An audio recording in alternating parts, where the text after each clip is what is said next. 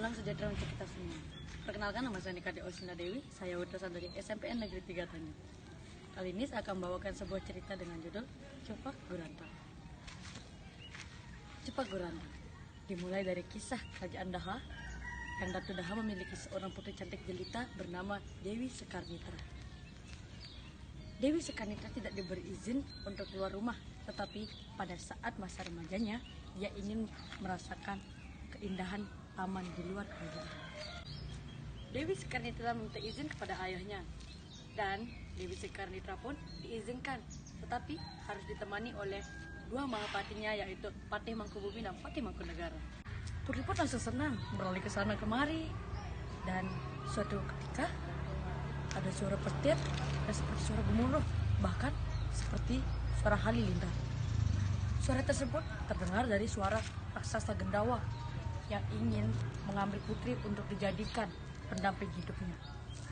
Lalu kata Patih, tidak mungkin kau akan bisa menikahi putri itu. Putri itu kan cantik, sedangkan kau jelek. Haha.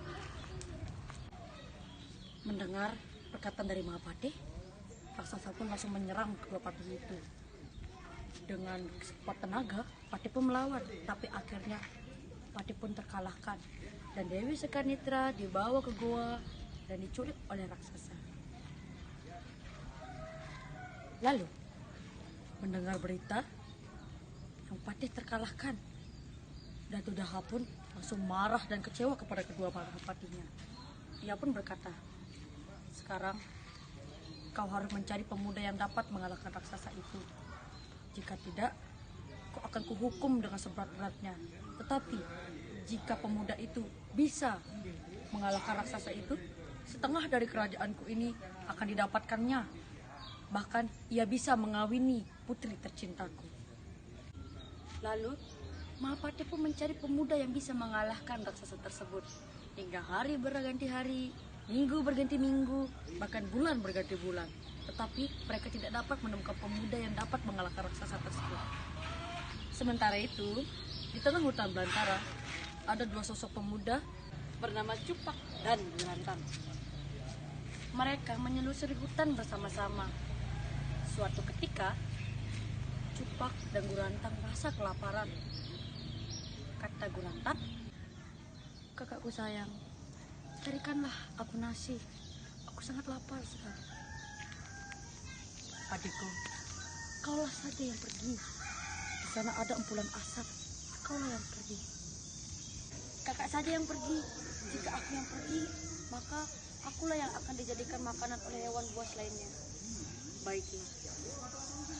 Lalu, Cupaklah yang pergi untuk mencari makanan.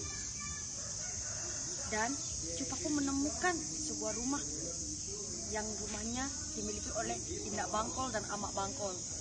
Tetapi karena kesombongan dan keangkuhan Cupak, dia tidak mendapatkan apa-apa.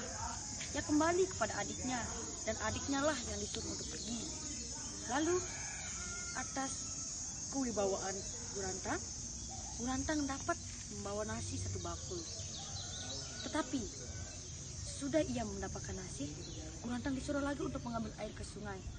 Disinilah kejijikan si Cupak. Ia menghabiskan nasi itu sendiri, dan ia berpura-pura tertidur lelap. Ketika adiknya kembali, ia bertanya kepada adiknya, mana nasi itu? Aku tak tahu, Kak. Perdebatan yang hebat terjadi di antara mereka. Dan kelicikan si Cupak lagi, ia berpura-pura dan berkata kepada adiknya, mungkin nasi itu sudah dimakan oleh anjing. Biarkan saja, kakak juga kelaparan. Ayo kita menyusuri hutan kembali. Mereka menyusuri hutan kembali. Dan suatu ketika, si Gurantang dan Cupak menemui Mahapatih itu. Mahapatih bertanya kepada mereka, apakah mereka bisa mengalahkan sebuah raksasa Gendawa? Dan kalau Cupak berkata, iya, aku bisa. Diajaklah Cupak dan Gurantang ke kerajaan Daha. Sampai sana, Cupak ditanya oleh Maha Prabu, yaitu Datu Daha.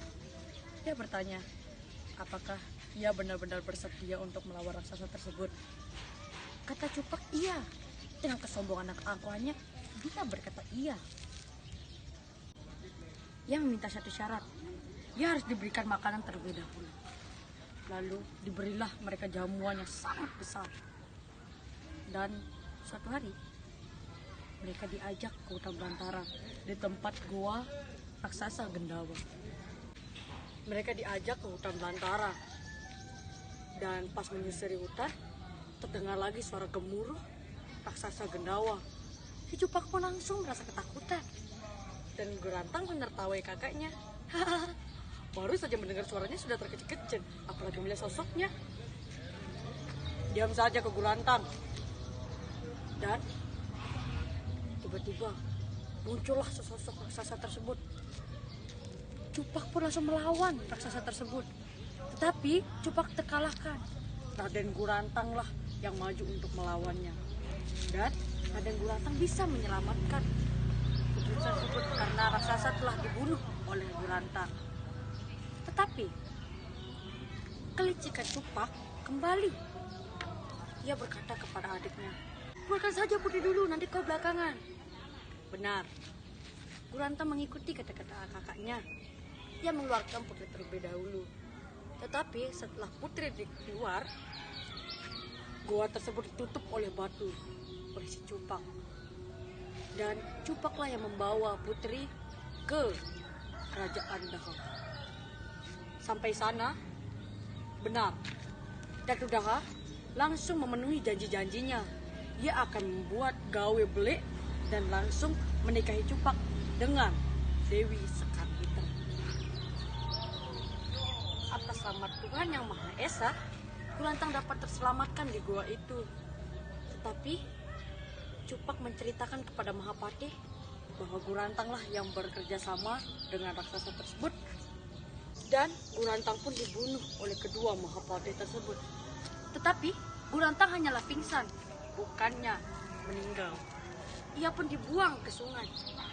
Tetapi Ina Kasih dan Ama Kasih menemukan Gurantang, merawat Gurantang seperti anaknya sendiri. Dan suatu ketika, pas acara gawe belik yang digelar oleh Datu Daha, Gurantang pun diajak dan dia menemukan Cupak yang sedang berpesta pora. Gurantang tidak terima dengan hal itu. Lalu Gurantang melawan kakaknya dalam presean. Terbuktikan bahwa Gurantang menang dalam acara itu. Dewi Sekar Mitra menceritakan kepada ayahnya bahwa Gurantanglah yang menyelamatkannya. Lalu Gurantang mengawini Dewi Sekar Mitra dan Cupak pun dihukum oleh Datu Daha. Demikianlah cerita yang dapat saya sampaikan. Mudah-mudahan bisa dijadikan pelajaran. Kurang lebihnya saya minta maaf. Sekian dari saya. Terima kasih. Oke.